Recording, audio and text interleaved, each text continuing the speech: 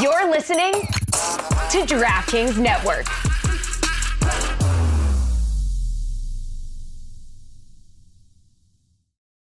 For the ones who work hard to ensure their crew can always go the extra mile, and the ones who get in early so everyone can go home on time, there's Grainger, offering professional-grade supplies backed by product experts so you can quickly and easily find what you need. Plus, you can count on access to a committed team ready to go the extra mile for you. Call, click Grainger.com, or just stop by. Grainger, for the ones who get it done. This is the Dan Le Batard Show with the Stugotz podcast. Today's episode is sponsored by DraftKings. Stay tuned because you'll hear more about DraftKings and all it has to offer throughout the show. DraftKings, the crown is yours. Happy April Fools. I'm sorry. It is me in studio with Izzy Gutierrez. I can assure you, considering Stugotz is one of the variables, I can't fully assure you, but Dan and Stu will be returning this week. Got a lighter staff today, too. We got people out sick and whatnot, which is a shame because we've added to our ensemble Jess and Lucy, and here on the day of the biggest college women's basketball game of all time, neither of them are in. So we'll get into that with like Tony and Roy. I'm sorry about that, but Izzy Gutierrez was so kind to help us out here. I heard you're missing some feminine energy, so I showed up. I wasn't going to do that, but I'm happy you're always there. I do like the Meryl Streep shirt. Oh, thank you. This is immense today, right? This is the biggest women's basketball game of all time. I think the ratings will bear that out. It is the story of the day. No doubt, it is happening before the Final Four, which I've seen a lot of takes out there saying, why did the committee do this? Why did they put them in this bracket this early? Because they wanted to guarantee this matchup. If you wait one more round, you're not guaranteed that. It was hard enough getting to this point. These teams have been challenged in the tournament, and you have something that maybe some newspapers have posited as good versus evil. And we'll get into that in a second, but I cannot believe that we are here. If you watched morning cable television, it is the start of every show. It is Angel Reese, it is Caitlin Clark, it is Iowa, it is LSU, it is Kim Mulkey. You have tons of huge personalities at the forefront here, and they are going to own this night. And I'm really surprised that we're here.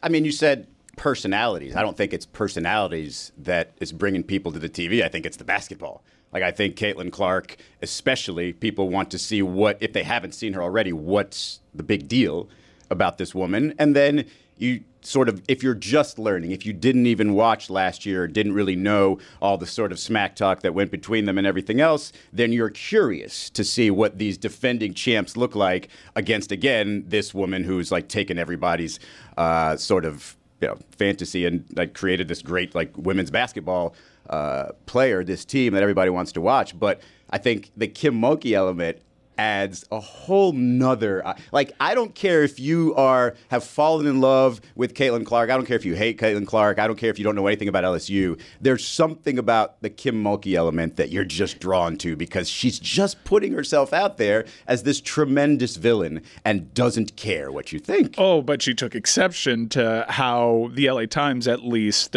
positioned this whole thing as good versus evil and villains, which is weird. We're going to play two clips. First, I certainly want to play the Kim Mulkey retort to the LA Times thing, which, by the way, came at a great time for Kim Mulkey because it was a pretty garbage column.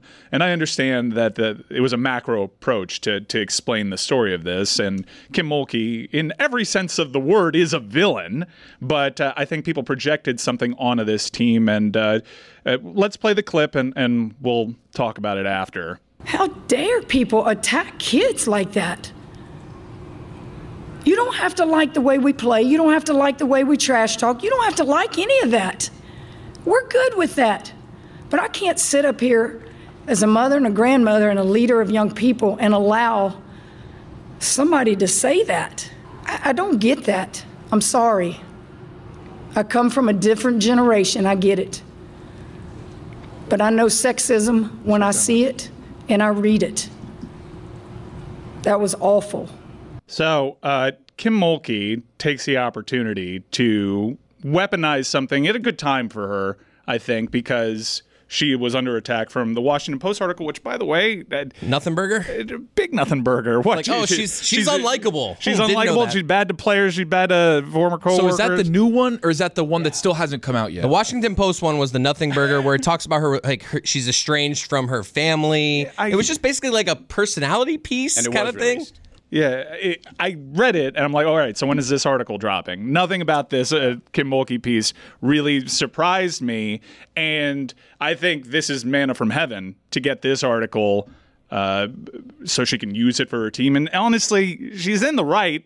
It was kind of a BS article. Jeremy, it's kind of like that meme, worst person in the world made a good point. I looked up that article so slowly because I said to myself, please don't be a Bill Plaschke column. Please don't be a Bill Plaschke column. And I looked it up, saw the byline, and I was like, okay, I don't know if I know this person. That makes me happy. The question with Kim Mulkey to me is, like, first of all, she doesn't play that role very well. She's better off at being the jerk and being the villain. That you just don't really feel sorry for her there. Oh, how dare you not care about kids? Well, we can talk about a whole different set of things that Kim Mulkey doesn't seem to care about her own student athletes back in the day. But that's my question with Kim is, like, how good of a basketball coach do you have to be for all these girls in high school to eventually say, hey, yeah, I want to be around that for 4 or 5 years? Like, I get the whole idea of getting the most out of people, being demanding and all.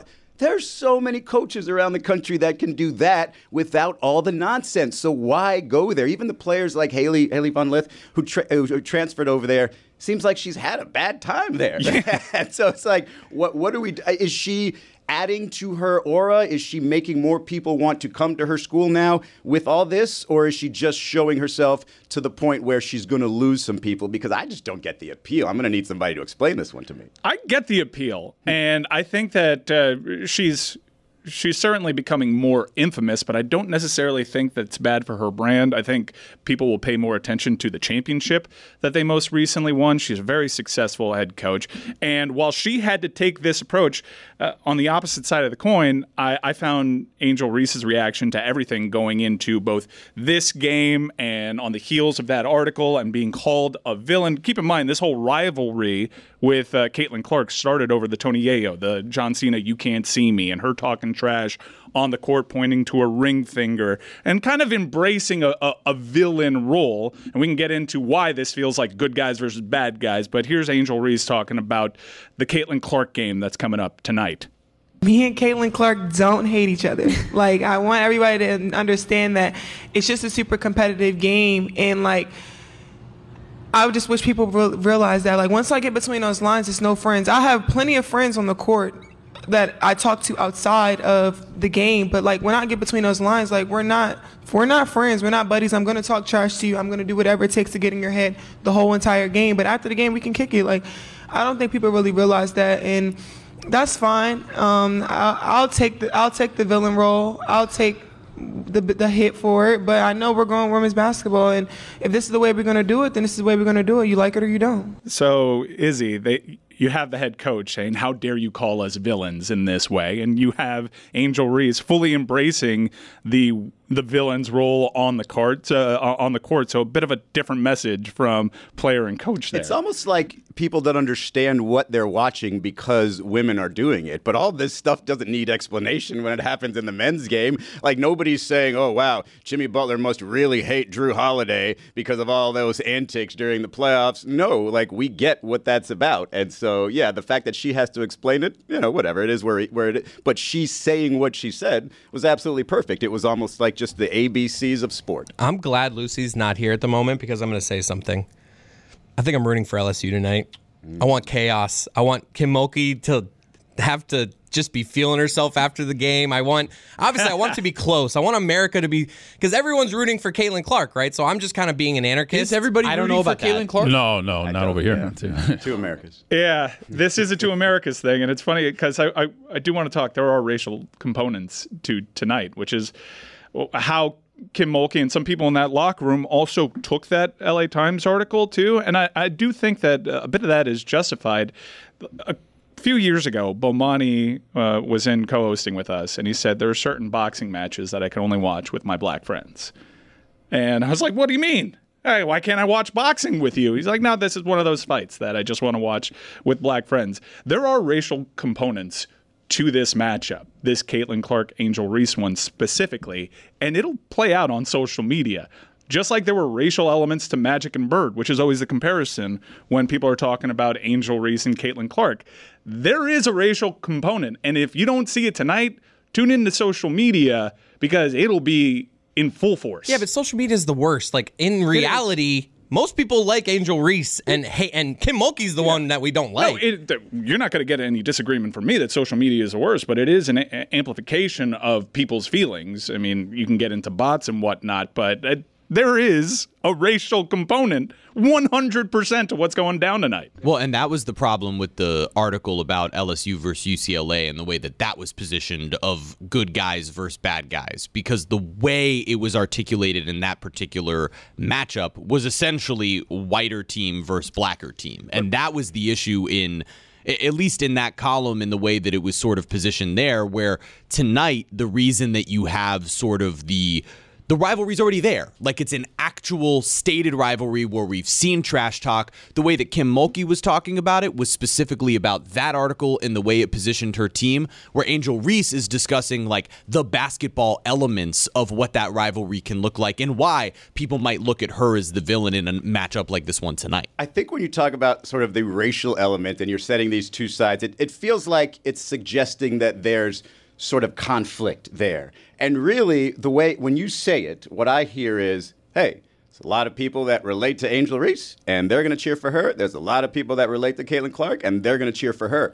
They don't hate the other one. They just can't relate to the other one. And so that's where I see a racial element. But I don't sit down in this game and say, hey, which race battle is going to win today? No, I don't see any of that. I see if Angel Reese goes off, there's going to be people who support her going off on Twitter. And if Caitlin Clark does something that seems like it would be disrespectful to LSU or Angel Reese, then they will stand up and defend that. But I don't think there's this default place where, hey, I'm an Angel Reese person, I hate Iowa. Maybe off of last game a little bit, but not really. We're all talking about the same thing, and that social media is not a real place. But we've seen with, back in the day, Kobe versus LeBron. We see to this day Cristiano versus Messi. If you support Angel Reese, the social media fandom is such that you don't like Caitlin Clark.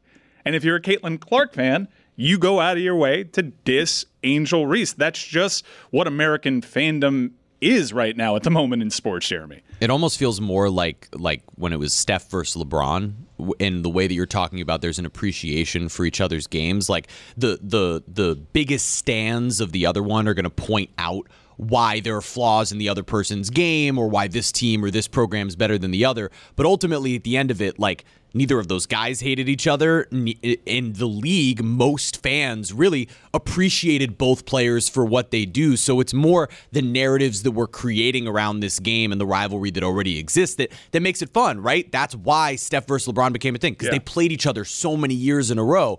And when you have Angel Reese versus Caitlin Clark here, it's a similar type of thing. Obviously, Angel Reese, I wouldn't necessarily say is the LeBron James of women's college basketball, but when you have these narratives that are out there, it makes it a lot more fun. And when you mentioned the John Cena, right? She did that, and she sort of mimicked Caitlin Clark, saying, hey, don't worry about her. Yeah. And those sort of added to them. Yeah.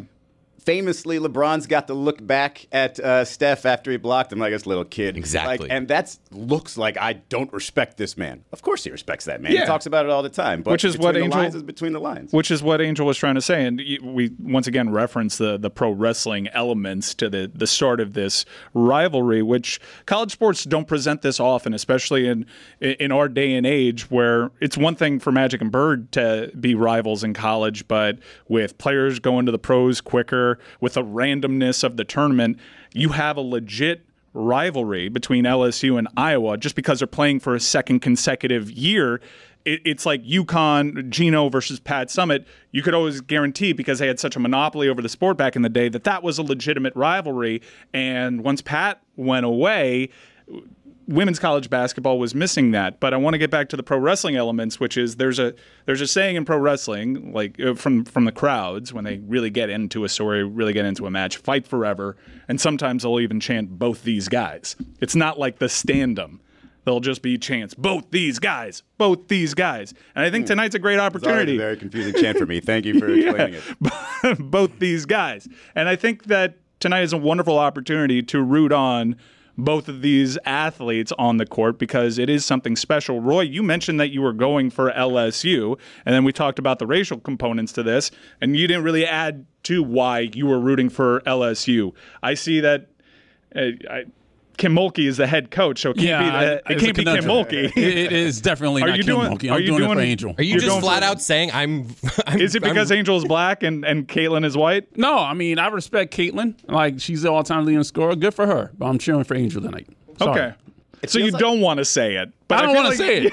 You put me in a situation. Well, hey, Roy, we can all feel it. How you feel it? You just say it, Roy. Say it. Don't put him in that spot. I mean, he's saying put himself in that spot. I didn't do anything. Yeah, you said. Yeah. He said, I know who I'm rooting for tonight. I was like, that feels firm on that part. Why you're not so firm on it? Yeah. Well, you didn't have to dive into it. You know what I'm saying? Starting is everything when it comes to fitness. Peloton helps you start no matter what level you're at. Wherever you're starting, there's thousands of classes to get you moving. Whether that's beginners or advanced rides, feel-good live DJ rides, or artist-themed rides, they've got something for you. Peloton bike instructors keep you motivated from day one. They'll show you the basics, help take the guesswork out of your workout, and encourage you to build from there. And now with Peloton Entertainment, you can keep moving and watch your favorite TV shows and live sports as you ride. Perfect for those days when you don't want to miss a thing. And if you don't have a bike, take a dance class, take a core class, take Pilates, take a stretching class, start a program with Andy, do a core program with Emma. You can do it all at Peloton. You can get a Peloton row, and you're not even going to get wet because it's inside your own house without water. How'd they do it? I don't know. Wherever you're starting, get moving with a Peloton bike or Bike Plus rental at onepeloton.com/bike rentals. Terms apply. Dan Le Batard. How do people always go missing in the mountains? Don't go to the mountains. And by the way, I don't want to bring race into it. This is the most white people thing ever. Going missing in the middle of the mountains. It's the strangest thing. You go by yourself. You don't take a radio. You don't take a phone. You're missing for 4 days, and they find you like 10 years later covered in snow. And it's like, don't go by yourself. If you're going to go on a trail, don't go by yourself. Stugotz. Put it on the poll. Is it the whitest person thing ever, I believe is what you called it, going into the woods by yourself? Is going into the woods by yourself? I can't disagree with that, man. I mean, so black people don't camp? Yeah, black people don't hike. They don't camp. They don't go out into the woods. This is the Dan Le Batard Show with the Stugotz.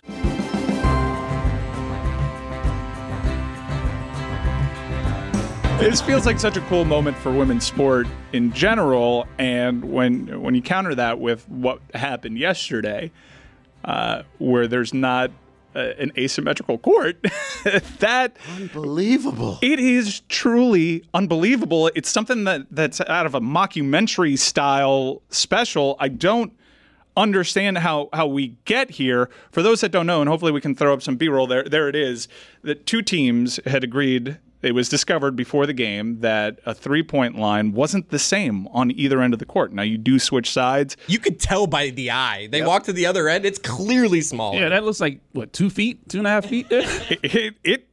It is very noticeable to our eyes that the three-point lines at both ends of the court look very, very different. This is not something I've ever seen before. In the NBA, you'll have some controversies regarding this rim seemed to be a little off balance. Wow, $5. If the rim is slightly off, somebody's noticing that right away, and we're taking as long as it takes to get that thing right. The resolution on this one is what shocked the hell out of me. Actually, not really, because it would have been shocking if it was the men who came up with this resolution. The women just said, whatever. We'll play anyway. By the way, this could not have affected the game any less. I did a deep dive. I was like, who had which side in the first half? How was their three-point shooting? NC State was on the side with the longer one, and they balled out shooting in the first half. No, they were unstoppable. So it's like it is embarrassing. It's a bad look, but it couldn't have affected the game any less. By the way, NC State making it to a Final Four. They're having a moment.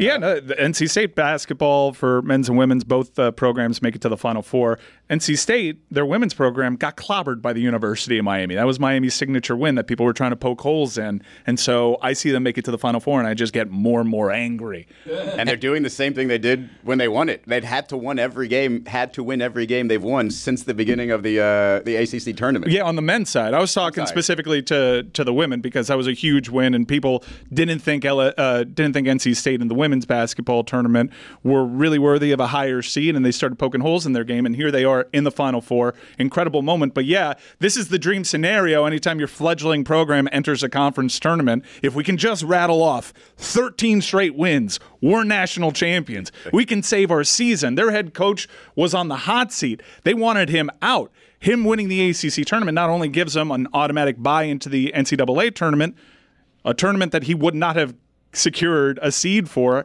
had he not won that, and it also kicked in a 2-year extension into his deal that even entering the NCAA tournament, fans were a little lukewarm on. Here we are, DJ Burns becomes a star, and NC State has this miraculous run to the Final Four, knocking out Duke on their way. So we are talking about the men, okay. Now we're back to talking about the men. That ACC tournament, they could have been gone. They were trailing Louisville. Louisville's a garbage basketball team. They were trailing Louisville at one point during the ACC tournament. This is the Cinderella story. Now, they've won an NCAA championship in their past. They're a Tobacco Road dynasty. This is the farthest they've been since 1983, though. They are a name that matters. Anything in that Tobacco Road corridor matters when it comes to this sport. But they've been the forgotten program.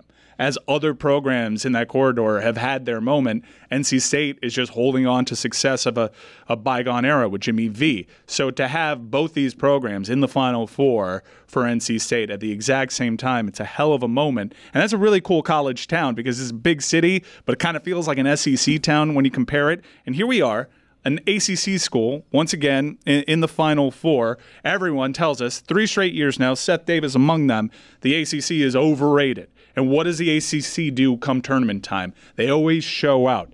And there'd be more if the ACC didn't get as many teams as they actually got into the tournament because they were cannibalizing themselves by the end of it.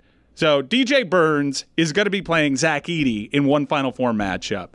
The big man in college basketball, Tony, is back. It never really went anywhere, right? Like that's one place where you can always look at college basketball and have a guy who's 7'4" who can't play in the NBA, but he's a dominant force in college. And then stories like DJ Burns, where you get a guy who, when you look at him on the basketball court, you're like, is that a defensive lineman playing basketball? Like, I don't really know what he is. Then you see him with the drop steps, left hand floaters, right hand floaters, dominating, great passing. He looks like Escalade out there when he passes. Rest in peace, Escalade, by the way.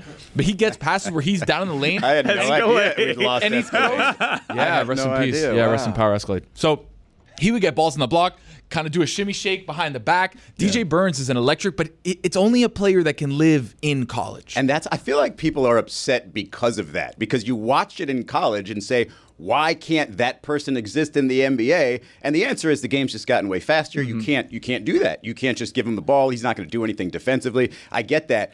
But the fact that there is just still a place for them in college, not just to appear, but to dominate and say, hey, that's what that can look like, a lot of fun. Like, I've seen him run up and down the court. Like, you know, the next level, that game's not going to translate. But if you get back to the basket where he's backing down Kyle Filipowski, who weighs 113 pounds soaking wet, he's dominating. The thing is, you can only do that in the NBA when you're Jokic. Yeah, we've seen it, like, was it Kenny Lofton Jr.? Like, we've seen it in, garbage games at the end of seasons where guys just get committed, or teams will commit to giving them the ball, but you're not going to do that. Was that Barry Larkin Jr. you're thinking of? No, Kenny Lofton Jr. Wow. Kenny Lofton. No relation. Multiple baseball players' sons. No relation. That's there, a fine for you. Can I Kenny cover Lofton's Roy's not defense related. for a Would have been second? Barry's son. He's a Euro legend, by the way, Shane Larkin.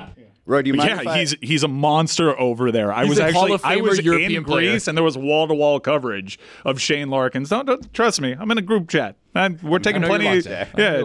We're not myopic. We pay Thomas attention Jr. to the Euro success. I do want to talk a little bit on the other end about the pro prospects and why it's dumb that we can't separate what we're seeing in college from what we're seeing from NBA mock drafts and finding out. No. I just hate that when Zach Edey does what he does, and this show is guilty of it, hell, I'm guilty of it. But I had an epiphany over the weekend. I'm just going to sit back and enjoy this, take it for what it is. It's kind of like a 5'8" college quarterback that lights the world on fire. Next level, they're not going to do it. Yeah, there'll be barbershop conversations on how people will try to trick themselves into thinking this guy can maybe do it at the next level because the game has changed. Let's enjoy this ride for what it is. The Zach Edeys, the DJ Burns. We're going to be talking to Donovan Clingan from UConn. These are, even though he might actually have pro prospects, these are wonderful stories that are unique to this sport. And when people talked about college basketball when I was growing up, when they were romanticizing these things, these were the types of stories that they would lift up. And I hate that the discourse just totally wants to undercut it. It's a bad week shaping up for Dan Le Batard. I'll tell you that right now, especially with that performance from Zach Edey.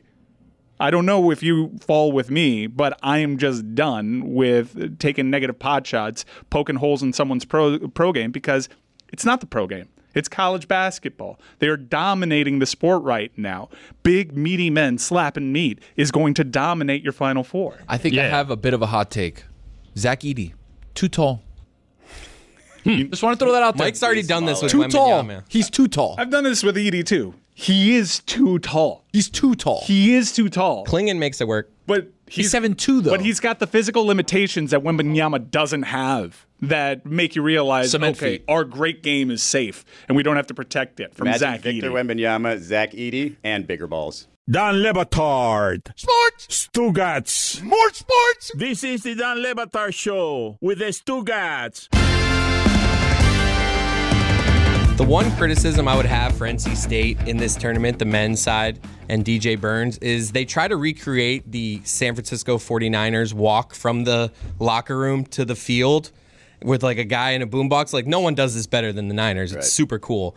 And this one, it's just DJ Burns walking and like three guys that look like me behind him. And he's holding like a sad Bluetooth speaker. It's not like a oversized thing. You're saying DJ Burns out of these group of guys is like the most physically imposing. It just looks like DJ Burns walking out. Like there's people behind him, but none of them look like players. Like there's outside of him, they're not exactly a large team. It's just that's one area they could improve. So you look like this generation's Radio Raheem. That's right. It's not Fred Warner behind him. It's Chris Cody. Are they trying to do a thing though? Maybe like with they are Bluetooth trying to speaker? recreate that. I'm telling you, like, but it's like a joke though. Yeah. Maybe they're being ironic. Because I'm sure they can get a boombox if they wanted to. I think the point with the little like Bluetooth speakers. I don't know, man. It just I've seen it a couple times and it's sad every time. It's because it's a team manager in a polo that's walking through with the boombox. I'm watching the video now, and it is embarrassing. DJ Burns looks like the only it's not the 49ers. Like the 49ers couldn't look any cooler doing it, and it's the exact opposite. This is DJ Burns' third basketball program. He was at Tennessee and Winthrop before that. And there was a graphic that I saw before the game with Duke that Duke was the only team whose starters in the starting five had been with just that one program. If you look, there were some graphs that I couldn't even tell the program that they were looking at because there wasn't even a logo represented by the program that they were in the Elite Eight with. It's a wild time in college sports particularly, which is why I don't know how many times we're going to get the opportunity to see what we're seeing tonight with Angel Reese and Caitlin Clark. These players deciding to stay in a sport because they both could have gone pro easily last year, deciding to come back, get an NIL check, meet up yet again in the tournament. That's why I think tonight is going to be a ratings bonanza. It might be the highest rated college basketball game, men's or women's, of the modern era. And I think your point about Larry versus Magic, I think that actually sets up really well, and it kind of helps me. I don't know if I'm not speaking for Roy here, but Roy, let me know if this is something. Which one's Larry? Which one's Magic? I'm going to need you to specify. All right, so I'm not going to do that. The thing is, they both also talk trash on the court, too. So when Caitlin does the shut the bleep up stuff on the court, that lands differently when Caitlin does it than it would for Angel. Well, you're playing yourself if you're not acknowledging that. I think part of the reason that anybody would cheer for Angel, regardless of race, is Caitlin, even though she hasn't won the championship, has gotten, to use Chris's phrase, all her flowers. She has gotten so much attention. She is going to, be all eyes on her for the rest of her career, effectively. Angel Reese, meanwhile, has won a championship and still doesn't feel like she's respected in the same way. And I feel like it helps the rivalry more if Angel wins again tonight. Yeah. And just sets it up for in the long run. Because if Caitlin wins, it feels like it's the end of a story. It's like, oh, she didn't win it last year, came back, beat Angel, won the whole thing, boom, now she's going to the pros, greatest player ever. Pro wrestling elements yet again. That's the narrative of Cody Rhodes. You want Caitlin Clark to finish her story. And it may not come here in the college ranks. It's funny, though, when you made your joke about which one's Magic, which one's Larry. When Larry and Magic were playing, the smiling, commercial, marketable face was Magic, and the guy that would talk loads of shit on the court and be nasty to opposing players was Larry Bird. And I don't know if history remembers it when that was happening. It was a little bit before my time, but there was a white-black thing very clearly. And they went all the way through the pros with it to the point that most people still talk about it, romanticize it, saying that's when basketball was at its best. Just hearing this conversation, I can imagine the steam coming out of Gino Auriemma's ears. Has he ever been this irrelevant?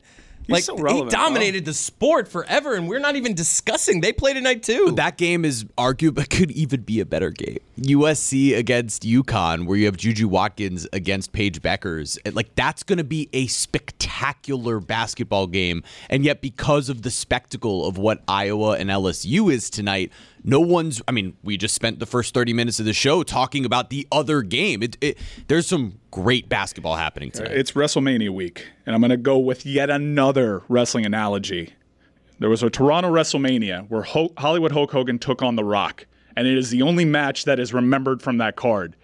Chris Jericho had to face Triple H after that match, and it was a dud. And that is what's going to happen to USC UConn today. They are following Hollywood Hulk Hogan versus The Rock in Skydome. Well, you're saying that nobody talks about Gino or UConn. That's because everybody's talking about Don Sterling in South Carolina because they've been dominating lately. Yeah, they've been dominating, but they've also been tested in ways that the lines associated with their name headed into this tournament may not reflect. They've been in some battles and been tested in ways that I don't think anyone was expecting because it was a foregone conclusion, which is another great reason why the committee got it right in putting LSU and Iowa where they did because of how dominant South Carolina has been all season long. If they were on an opposite end of the bracket, we may not have seen this. Was Paige Beckers going to be Caitlin Clark before Clayton Clark before those injuries?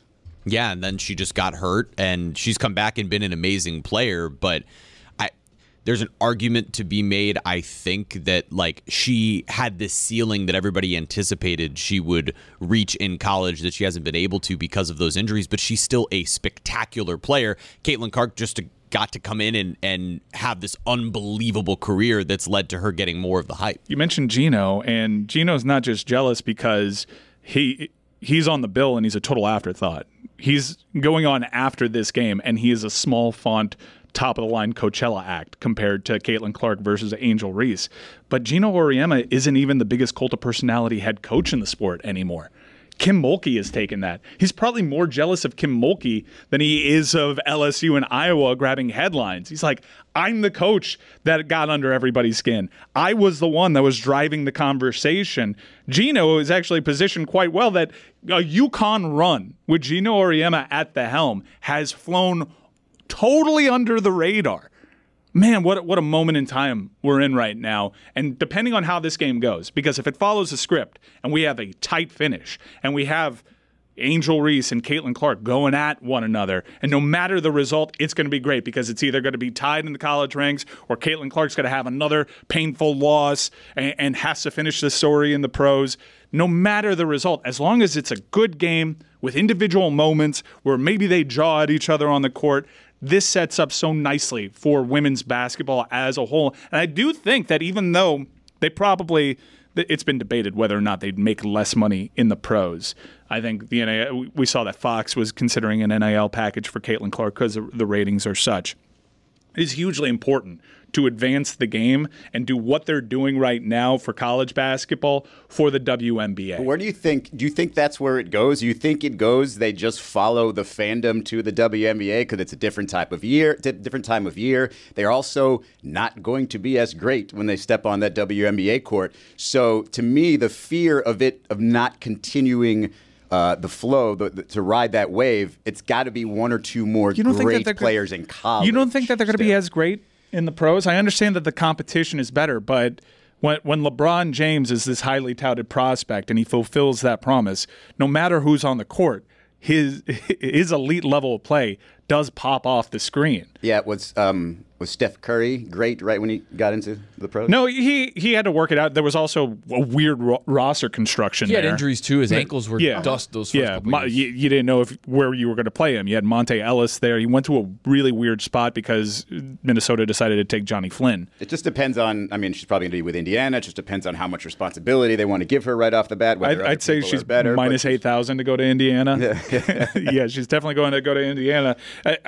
I kind of want to, depending on how tonight goes, I want either Caitlin Clark or Angel Reese to rep another country in the Olympics and just pour more gasoline on this rivalry. I actually think if the college game still has the stars like Juju Watkins sort of carrying this over into next year because she seems like she is the next great thing, I think that's where you're going to see most of the attention. And then if and when we see their greatness show up in the WNBA, they will draw a bunch of eyes there, mostly because I think it's the time of year that really lends itself to people trying out new sports. But I think those two are probably what's going to have to be the draw. So in a way, you almost got to knock on the door of that coach in Indiana, say, listen, just go ahead and give her the keys. Last year, when you had a really bizarre Final Four, a historical outlier, you had Miami, FAU, San Diego State made it to the championship game, and you had the perceived blue blood, UConn, the legitimate one, as Miami is still building up their credibility. It was weird, and there wasn't really a star-making performance there. This year, there are stars in the Final Four, and it's because of their mass. Let's be honest. They're doing things at unbelievable sizes. And I want to circle back to some of the pro prospect conversation that surrounded Zach Edey rather than just the joy. Because if you watch that game, hell, dude even looks spry. More spry than he's looked. As the season's gone on, he's played himself into better shape and he's quicker to the eye. He dominated that game yesterday. A 40 burger. That was Zach a Edey. Perfect phrasing by you. You said they're doing things at unbelievable sizes. The things they're doing, totally normal. It's just the size that makes it interesting. Every Zach Edey highlight is pivot, layup. Yeah. Pivot, layup. Or, hey, shoot over a guy that's smaller. Or that. Or, yeah, but I mean, now he's getting the type of rejections that it's not just, okay, that's a tall guy rejection. Like, he's getting some oomph behind it, some stink behind the rejections. I understand that he's got some things working to his advantage. He cut down the net without a ladder. There was the pro prospect conversation surrounding Zach Edey has usually been, especially on this show, that he's probably got European prospects, not going to see the court. And then someone made the Boban comp, and Boban, depending on the situation, he could go in and get buckets. If you plopped Boban into the NCAA tournament right now, I imagine it would look a lot like Zach Edey. What do you make of the narrative around Zach Edey? It certainly bothered him because there was some attitude and some chest pounding over there at Purdue, and they have certainly fed off of this narrative that he's not going to do anything at the next level. It's kind of weird. They're seeking motivation for one player's pro prospects. So it's just a rumor that Dan is not coming back until after Edey's knocked out of the tournament, because I have a feeling his social media accounts are just on fire with Purdue folks. I usually go to you for pro prospect evaluation. Here's the thing. When he gets to the NBA, if he's going to be anything, he's going to be leaner. He's going to be more mobile than we see him now. Will it be enough of an upgrade? I don't know. Does he have the time to do that and have teams be patient with him? Absolutely. I mean, Orlando Robinson, I know he's not the same type of player as at times was a rotation player with the Heat. So I think Zach Edey, get him in the right shape, he can absolutely be an NBA rotation guy. For the ones who work hard to ensure their crew can always go the extra mile, and the ones who get in early so everyone can go home on time, there's Grainger, offering professional-grade supplies backed by product experts so you can quickly and easily find what you need. Plus, you can count on access to a committed team ready to go the extra mile for you. Call, click Grainger.com, or just stop by. Grainger, for the ones who get it done.